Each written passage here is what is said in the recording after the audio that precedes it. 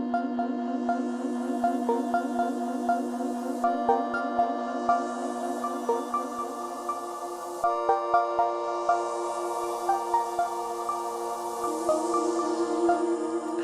and welcome to my channel.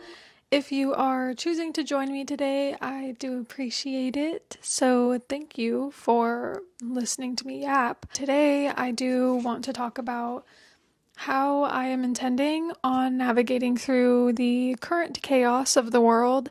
It is pretty hard to find joy, to find a purpose, and to figure out how to continue forward. It just is a lot to deal with and to witness and to experience. I do want to start a little bit of a series here, just sharing how I personally am navigating through the chaos and how I'm finding purpose and joy when the world is literally burning around us. So that's what we're going to talk about today.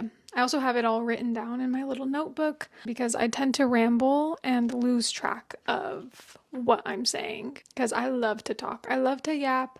I love to talk. So I just wrote it down so I could try to keep it a bit more concise and understandable.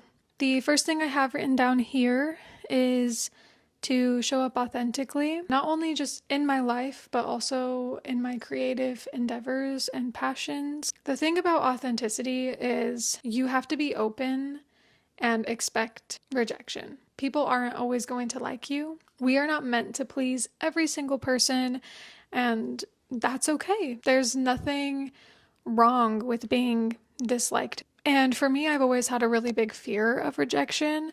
It stems from my early childhood of being rejected not only by my immediate family, but also just my immediate community. I grew up in a very conservative religious area. The religion here is a cult, pretty much. There's really no other way to put it. So if you are not part of it, you are not accepted. You are automatically rejected. And especially someone like me, who looks the way I look and presents myself the way I do, I've always just been the odd duck out and the black sheep. When I was younger, that definitely impacted me negatively, and I carried it throughout my life. People would constantly describe me as like shy or timid or quiet, and it's not because I actually was shy or timid or quiet. When I was around the people who actually did accept me, I was very much the opposite. It was just because I found it safer to be that way. With authenticity, you do have to be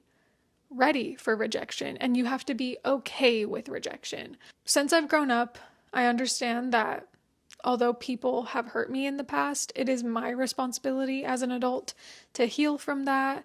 And although it would be wonderful if people took accountability, at the end of the day, it really is up to us to heal those wounds and to care for them. And so I have done a lot of the work to heal from that. Although I've done a lot of work, lately when I've tried to sit down to film this video, I do have that lingering sense of fear of being rejected or being perceived in a way that I'm not comfortable with, and not allowing myself to fully be vulnerable because I'm afraid to be rejected. If I don't open myself up to rejection, I also am not going to open myself up to connection or acceptance or love. So you kind of have to take that risk when you're being authentic. And that's something that I think we need now more than ever. I think that authenticity is a very powerful form of resistance, and I think we need it. And I think that I need it in my personal life because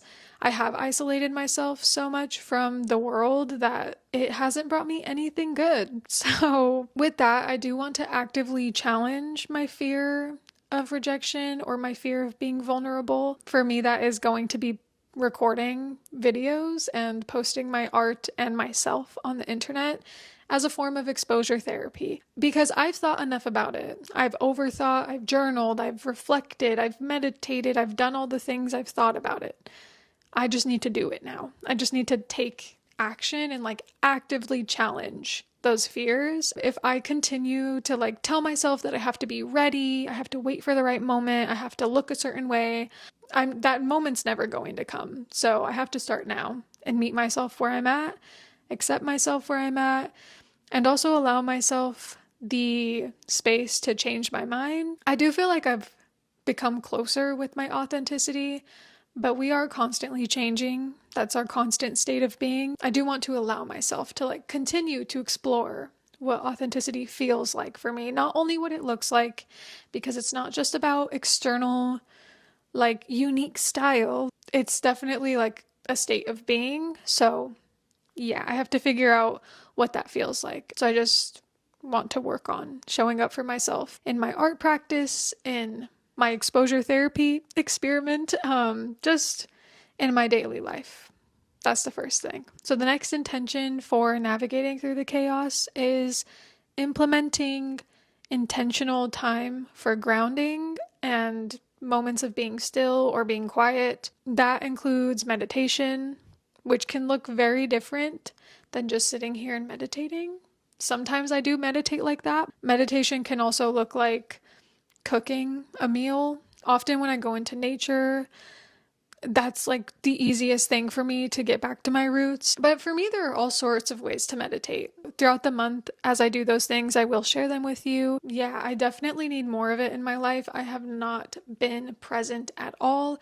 I've definitely been disassociating a lot, and I escape the chaos a lot by doom scrolling and by consuming way more than I need to be, which kind of leads me into my next intention, which is being more intentional about what I choose to consume online. Not only will that help me with being more present, I also just need to be more intentional about what I'm consuming because I just consume so much. I think that there's so much on the internet now that is so artificial and fake. Not only like do people really curate and only show you like the highlight reels of their life, but AI is like on another level and it's just going to continue to get crazy. The fact that there are AI influencers and like AI musicians, I'm scared. I am scared, okay? And I think that technology, AI, social media sometimes prevents us from critically thinking and from like just really using our brain. And if I know one thing, knowledge is power. So I don't want to fall victim to the AI trap. Online, you genuinely do not know what's real anymore and what's not. I've experienced a lot of that just with like how much I'm consuming online.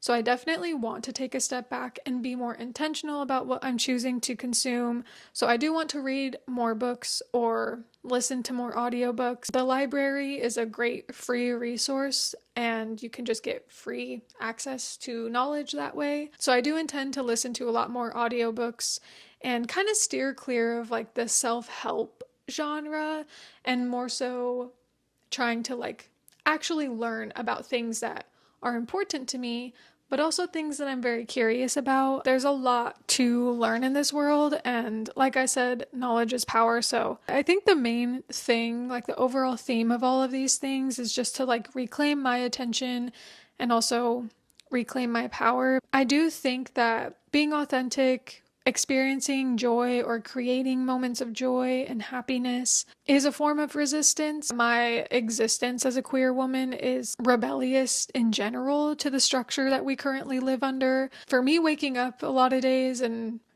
continuing on is resistance enough, but I do think that I do need more joy and intention and authenticity. Yeah, I do just also want to share and show what authenticity and spirituality and healing and love can look like when it's not repackaged into a product to sell you by capitalism. I think that online, especially in like the healing genre of things or like the spirituality, things are so aesthetic. I think it's important to romanticize our life, especially in times like these. I don't think that there's anything wrong with it, but I do think like in general, it is sold to us as a product. Healing and love and light and all of these things can look very different than what you see in media or on social media in general. So yeah, those are kind of my main intentions. Just sharing with you my experience throughout this month, and some of my art, what I'm reading, what I'm listening to, all of the things, as much as I possibly can, within reason, obviously. I honestly don't know exactly what this is going to turn into. I wasn't completely sure how to execute this initially.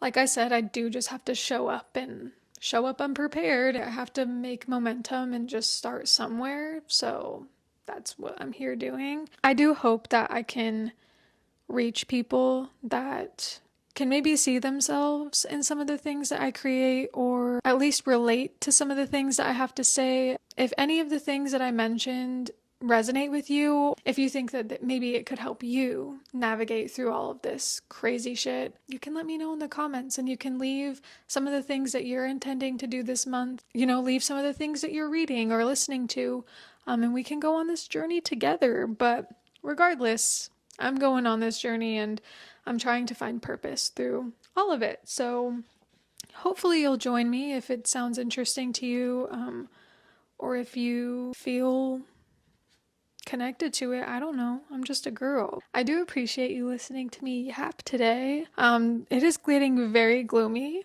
so I think the lighting has changed a lot. I honestly don't know, but it is so gloomy. I think it's gonna rain. Summer rain, y'all. Summer rain. But that's all I have for today. I will talk to you guys later.